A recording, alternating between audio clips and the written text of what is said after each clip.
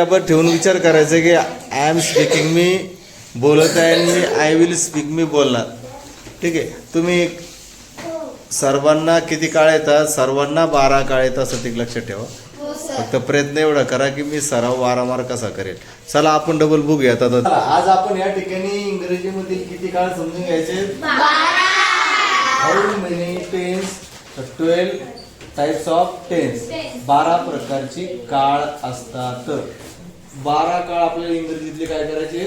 समजून घ्यायचे. त्यासाठी मी काय केले, या ठिकाणी बघा इथं 12 काळ मराठीतनं लिहून ठेवलेले. आपल्याला फक्त काळ किती? 3 एवढेच माहिती आहेत. वर्तमान, भूत आणि भविष्य. एवढे 3च माहिती. परंतु 12 काळही होतात.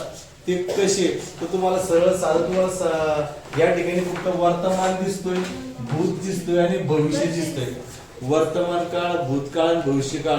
मग असे 12 काळ कसे झाले बा, असा प्रश्न आपल्याला निर्माण होतो. परंतु एक काळ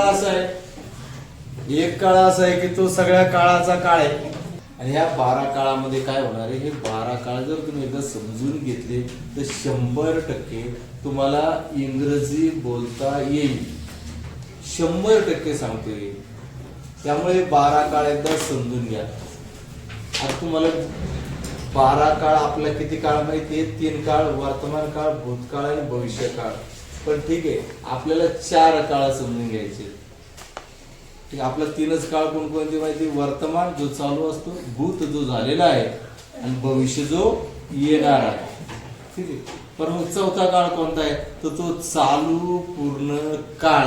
हा 4था काळ आहे. चालू पूर्ण काळ. आता मला सांगा, मी ह्या माझ्याकडे लक्ष काय देणार आहे तुम्ही? की प्रणिता माझ्याकडे लक्ष असं देणार आहे की मी हा चार्ट लिहिलाय. माझा चार्ट लिहिणं चालू आहे का लिहून झालेला आहे का लिहिणं बाकी आहे? माझं लिहून झालेलं आहे म्हणजे पूर्ण झाला. जे पूर्ण चालू काळ जे पूर्ण. आणि समजा ठीक आहे, आता माझं शिकवणं चालू आहे. माझं शिकवणं चालू आहे म्हणजे हाच काय? वर्तमान आहे. याच्यानंतर आता थोड्या वेळापूर्वी जे बोलून झालंय ते पुन्हा पूर्ण झालंय. आता पुन्हा बोलणं चालू आहे, ते चालू आहे. म्हणजे हे चालू पूर्ण काळ. मग या चालू पूर्ण काळामध्ये चालू वर्तमान पण असेल, चालू भूतकाळ पण असेल आणि चालू भविष्य काळ पण असेल. 4था काळ कळाला का तुम्हाला? जे क्रिया तुम्ही करताय ती थोड्या वेळापूर्वी होऊन गेलेली आहे आणि आता चालू आहे आणि अजून पुढे मी करणार आहे. म्हणजे चालू म्हणजे पूर्ण जी होऊन गेली, पूर्ण चालू जी आता मी शिकवतोय आणि याच्यानंतरही काही शिकवणार आहे. चालू पूर्ण काळ असा हा 4था काळ आहे. कळतंय काय बोललोय? तो तुमच्या मध्ये हा तुम्ही सगळे जण अंडरस्टँड झाला. तुम्हाला याची कल्पना आहे. आता आपण या ठिकाणी बघूयात 12 काळ. या काळाला आपण टेन्स असं म्हणतो. तर या ठिकाणी काळामध्ये आपण काळाचे वर्गीकरण करतो. वर्गीकरण आपण 4 रूपात केलंय. कोणचा? साधा काळ, चालू काळ, पूर्ण काळ आणि चालू पूर्ण काळ.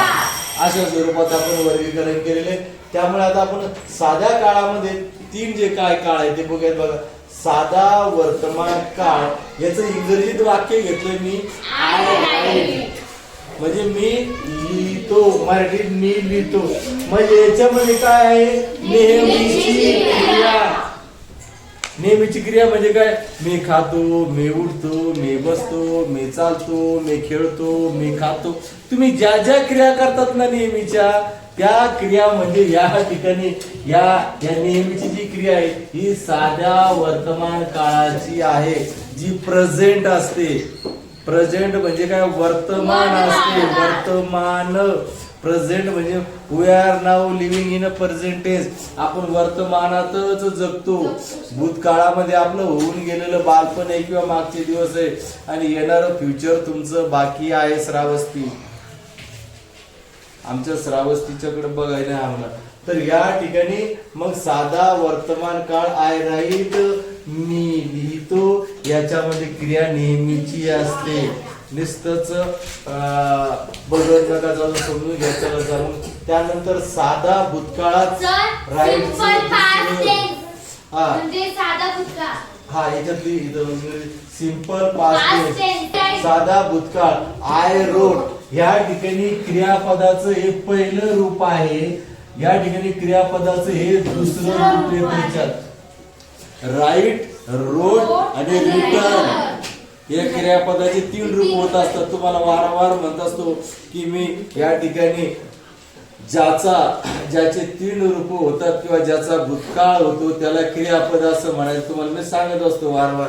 तसं की एक पहिलं रूप राईट, दुसरं रूप रोट आणि तिसरं रूप जे काही रिटर्न आहे, तिसरं रूप रिटर्न, म्हणजे याचे 3 रूप होतं। या ठिकाणी जे काही क्रियापद आहेत लक्षात ठेवा। मग या ठिकाणी साधा भूतकाळ आय रोट, दुसरं रूप म्हणजे मी लिहिले। आता मी ते लिहितो वर्तमानात होतं, आता मी लिहिले या ठिकाणी झालं भूतकाळात। याच्यामध्ये क्रिया काय झाली आहे, जसे की आता माझं थोड्या वेळापूर्वी बोलून झालं, माझं थोड्या वेळापूर्वी लिहून झालं, क्रिया होऊन गेली आहे। आय रोट दॅट चॅप्टर्स, मी हा चॅप्टर इथे लिहिला आहे, ठीक आहे, किंवा दॅट डायग्राम्स मी इथं हा लिहिलेला आहे, ठीक आहे। या ठिकाणी लिहून झालेली क्रिया असेल ती भूतकाळातली आहे।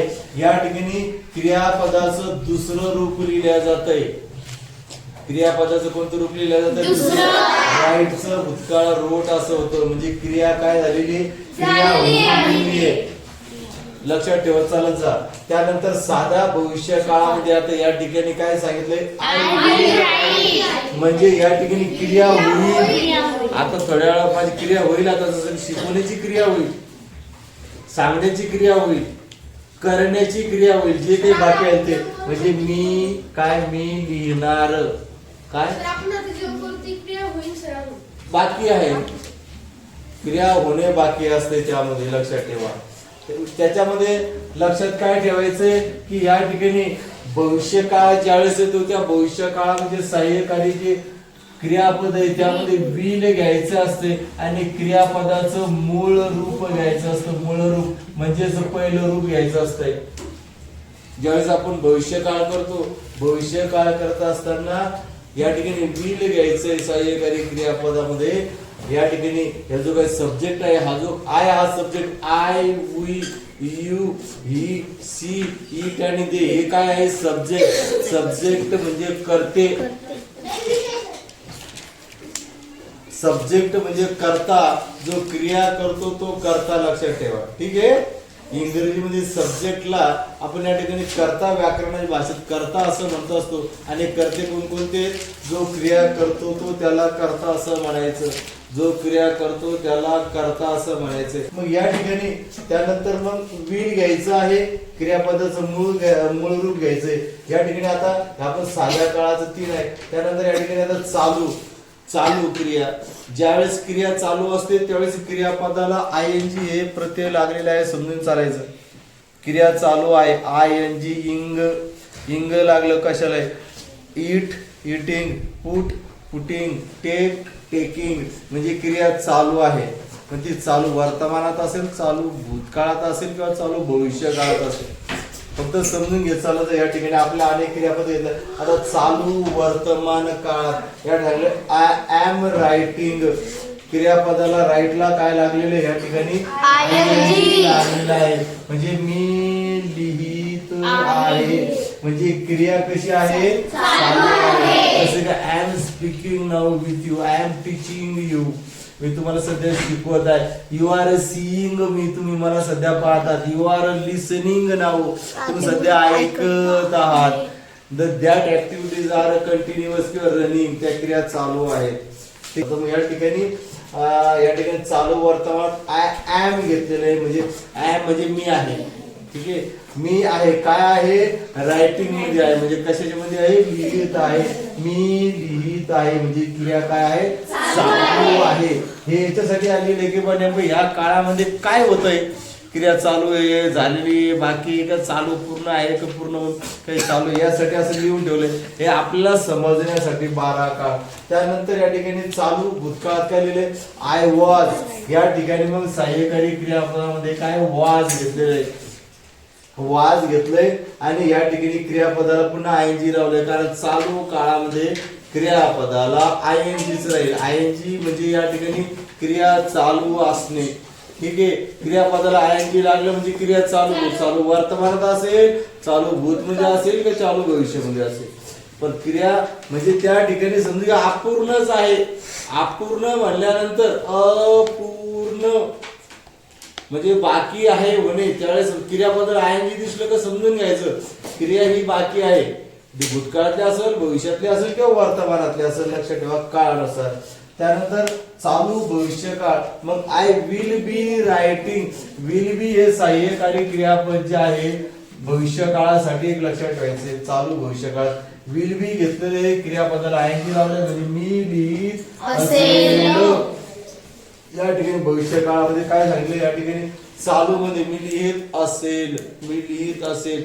समजा एक कधी झालेले या ठिकाणी when someone ask the other what are you doing, I will be eating, मी जेवण करत असेल त्यावेळेला, की आय विल बी रायटिंग, मी लिहित असेल. आय विल बी स्पीकिंग, मी बोलत असेल. I will be going to my field, मी माझ्या शेतात जात असेल. असं उत्तर देत म्हणजे क्रिया काय आहे, मी लिहित असेल.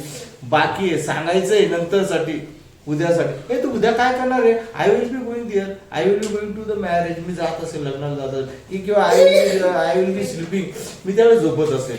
म्हणजे क्रियापदाला आयएनजी लागतंय, क्रियापदाला आयएनजी लागतंय कोणत्या काळामध्ये या ठिकाणी समजून घ्या. कंटिन्युअस प्रेझेंट, कंटिन्युअस पास्ट आणि कंटिन्युअस फ्युचर. काही जरी असं कर्ज क्रियापदाला काय लागलं असेल आयएनजी. हे गोष्टी डोक्यात फिक्स ठेवत चालायचा.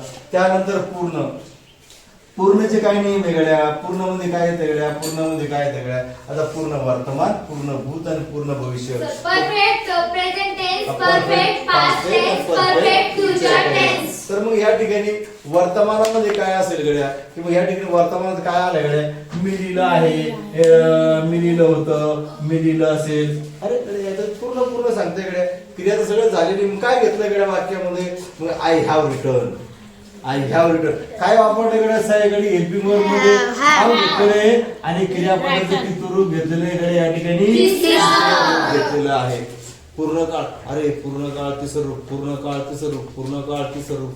अरे यार पूर्ण काळ तिसरं रूप, पूर्ण काळ तिसरं रूप आणि तिसरं रूप नंतर हॅव गड्या. आणि भूतकाळ जर असेल तर हॅड असेल गड्या आणि भविष्यकाळात जर असेल विल हॅव असेल गड्या, विल. हे असं काहीतरी काय करायचंय, आय विल काय आय या ठिकाणी काय घेतलं, या ठिकाणी वर्तमान काळ आय हॅव रिटर्न तिसरं रूप आलं. नंतर मग पूर्ण भूतकाळात आय हॅड रिटर्न. अरे या ठिकाणी हॅड घेतलेलं आहे गड्या इथं, याच्यामध्ये याच्यात हॅव घेतलंय गड्या, याच्यात हॅव घेतलं नाही याच्यात हॅड घेतलं. म्हणजे या ठिकाणी वर्तमानामध्ये हॅव घ्यायला होतं क्रियापदाचं तिसरं रूप आणि भूतकाळात त्या पूर्ण भूतकाळात काय हॅड घ्यायचं होतं. भूत म्हणलं की हॅड हा हॅड भूतकाळात काय हॅड किंवा हॅड असं हॅड भूत आपण आपलं हॅड भूत. नंतर क्रियापदाचं किती रूप इथं सुद्धा. आणि ह्याच्यातही तिसरं आहे, ह्याच्यातही तिसरं आहे. कशामध्ये पूर्ण वर्तमानात पण तिसरं रूप आहे, पूर्ण भूतकाळात पण तिसरं रूप आहे. परंतु वर्तमानात काय वापरलं गड्या, भूतकाळात काय वापरलं गड्या, हॅड वापरलं, इथं ह्या वापरलं गड्या. आणि मग इथं पूर्ण भविष्य काळामध्ये विल हॅव वापरलंय. तिन्ही मध्ये वेगळं पण दिसतंय गड्या, काही तिन्ही मध्ये काय काय वेगळं पण दिसतंय ते आपलं समजून. विल हॅव वापरले. पुन्हा क्रियापदाचं इथं सुद्धा किती रूप वापरले गड्या, तिसरं रूप वापरलेलं आहे. म्हणजे मी लिहित असेल म्हणजे क्रिया झाली असेल, क्रिया झालेली असेल. Your work had been done, होऊन गेलेलं आहे तुमचं ते. ओके. त्यानंतर मग आता कोणचं होतं आपलं, पूर्ण चालू होतं ना, पूर्ण चालू होतं का कोणचं, पूर्ण ना. त्यानंतर पूर्ण चालू जो आपला perfect continuous present tense, perfect continuous present tense, perfect past continuous tense, perfect future continuous future tense. असे तीन रूप आहे. म्हणजे पूर्ण चालू वर्तमान काळ, पूर्ण चालू भूतकाळ आणि पूर्ण चालू भविष्यकाळ असं. मग या ठिकाणी पूर्ण चालू जसं मी तुम्हाला म्हटलं, आता माझं थोड्या वेळापूर्वी शिकून झालंय, थोड्या वेळापूर्वी लिहून झाले. आता त्यानंतर काही समजा या ठिकाणी तुम्हाला खुणा करतो, काही करतोय म्हणजे क्रिया चालू असेल. आणि अजून तुम्हाला पुढचं या ठिकाणी दोन्ही काळ तुम्हाला समजून सांगायचे म्हणजे ते बाकी आहे. म्हणजे पूर्ण पण, चालू पण आणि बाकी पण असलेला काळ हा चौथा काळ आहे. त्याला म्हणायचंय पूर्ण चालू वर्तमान, पूर्ण चालू भूत, पूर्ण चालू भविष्य. तर या ठिकाणी बघा पूर्ण चालू वर्तमानामध्ये काय केलं, आय हॅव बीन. आता या ठिकाणी बीन हे जे काय आहे, बीन या ठिकाणी पुन्हा सहाय्यकारी क्रियापद हे चालू वर्तमान काळामध्ये या ठिकाणी काय चालू पूर्ण वर्तमान काळात वापरले गेले. आय हॅव बीन रायटिंग क्रियापदाला चालू. आता याच्यात या ठिकाणी पुन्हा डबल काय आलंय, ING लागले. चालू बी आहे, पूर्ण बी आहे, बाकी बी आहे. पूर्ण झालंय बर नाही काही पूर्ण झालंय, काही लिहून पूर्ण झालंय, काही लिहिणं बाकी आहे आणि काही आता सध्या चालू बी आहे सध्या. मग या प्रकारे काय झालंय समजा, पूर्ण पण झालंय, बाकी पण आहे आणि चालू पण आहे. मग असं थोडस काय करायचं, पाठ करताना थोडस लक्ष देत चालायचं. मग आय हॅव बीन रायटिंग म्हणजे मी लिहित आलेलो आहे म्हणजे होऊन बी गेलं, सध्या चालू बी आहे आणि बाकी पण आहे. मग या ठिकाणी क्रिया होत आलेली असेल हे तुम्हाला वाक्य समजून घेणं गरजेचं आहे. पूर्ण चालू भूतकाळात, भूतकाळ म्हणलं कुठे भूतकाळ म्हणलं की हॅड आलाच पाहिजे. ठीक आहे, भूतकाळ म्हणलं काय आलं पाहिजे, हॅड आलाच पाहिजे. मग या ठिकाणी पूर्ण झालं भूतकाळ. I had been writing, I had been writing जाऊन या. आय हॅड बीन रायटिंग मी लिहित आलेलो होतो म्हणजे क्रिया होत आलेली होती, क्रिया होत आलेली होती या स्वरूपात. आणि पूर्ण चालू भविष्यकाळ, भविष्यकाळ म्हणजे काय ING लागतंय. आणि कोणताही भविष्यकाळ भविष्यकाळ भविष्यकाळ भविष्यकाळ भविष्यकाळ झालं क्रियापदाला ING त्याच्यात समजून घ्या विल आलंच. कोणताही भविष्यकाळ म्हणलं त्यात विल आलंच समजून घ्या विल आणि क्रियापदाला काय समजून घ्या ING. तर या ठिकाणी पूर्ण चालू भविष्य काळामध्ये I will have been writing, इथं सुद्धा बीन लागले. इथं भूतकाळात हॅड तर राहतच, पुन्हा इथं पण बीन आलं गड्या. त्यानंतर या ठिकाणी इथं बीन भविष्य काळात असतंय, इथं हॅव आलेलं आहे आणि क्रियापद या ठिकाणी काय लागलंय ING. म्हणजे या ठिकाणी मी लिहित आलेलो असेल म्हणजे क्रिया होत आलेली असेल. अशा स्वरूपामध्ये तुम्ही 12 काळ जर पाठ केले तर 100% तुम्ही इंग्रजी बोलणारच आहात. थांबायचं मग. ओके.